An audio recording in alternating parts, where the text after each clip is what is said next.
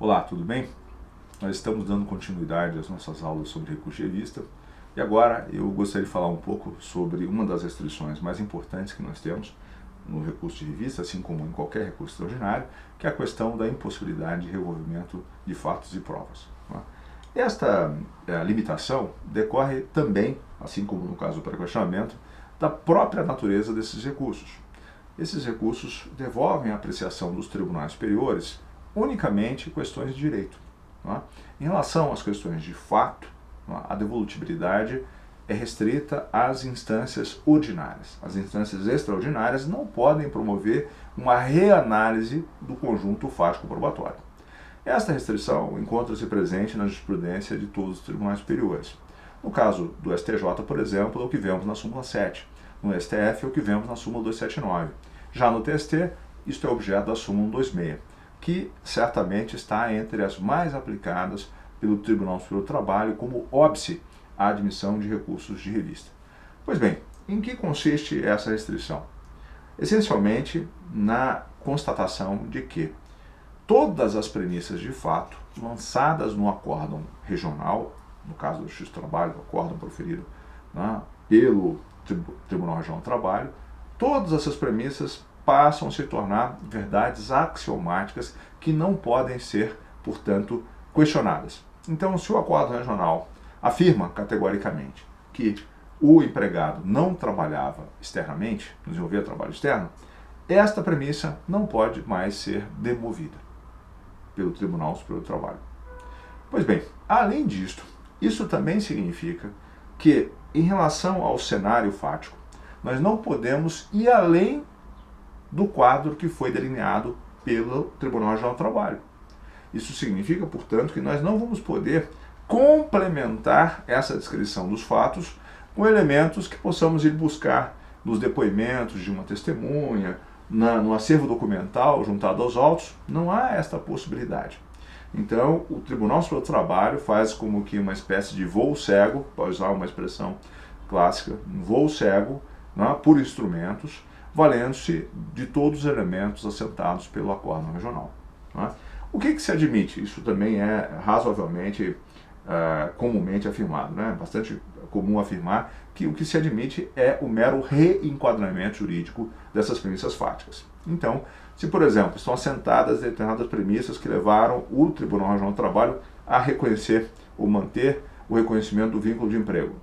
Se o Tribunal Superior do Trabalho, a partir dessas mesmas premissas, fizer uma interpretação jurídica desses fatos, pode chegar a uma conclusão diferente, desde que sejam respeitadas as premissas. A conclusão jurídica pode ser diversa. É isso que se admite. Pois bem, há uma série de polêmicas em torno das possibilidades e limites relacionadas à incidência da súmula 126. O órgão de uniformização da jurisprudência interna do Tribunal Superior do Trabalho, responsável por assentar a uniformidade da jurisprudência interna do TST, é a subseção especializada em incisos individuais 1, conforme já ressaltei. Pois bem, na SPD 1 nós podemos encontrar uma série de referências em relação a aspectos que podem ser, vamos dizer assim, objeto de uma certa flexibilidade na aplicação da súmula 126. Por exemplo, em relação aos dados processuais.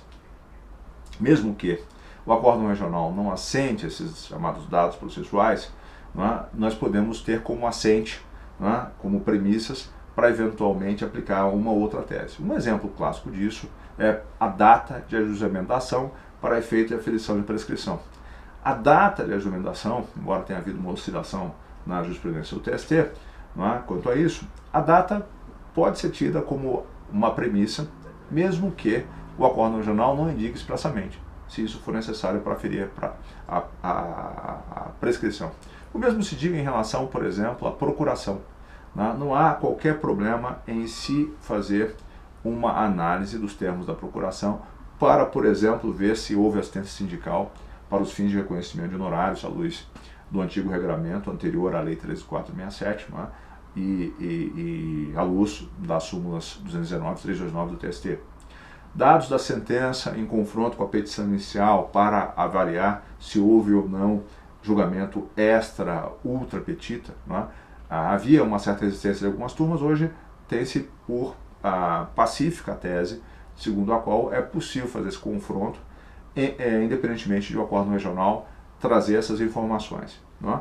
Agora, uma polêmica mais recente, e que ainda não está propriamente equacionada, é a relativa aos chamados fatos incontroversos.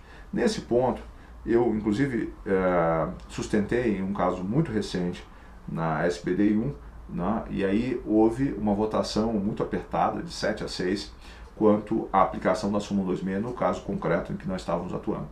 Pois bem, aqui havia um certo entendimento segundo o qual esses chamados fatos incontroversos, quanto aos quais as partes não tinham estabelecido propriamente uma controvérsia, né, esses fatos poderiam ser tidos em conta, né, para, por exemplo, definir a incidência de uma dada diretriz jurisprudencial. No caso concreto, o que se discutia era a questão da competência do juiz universal da falência.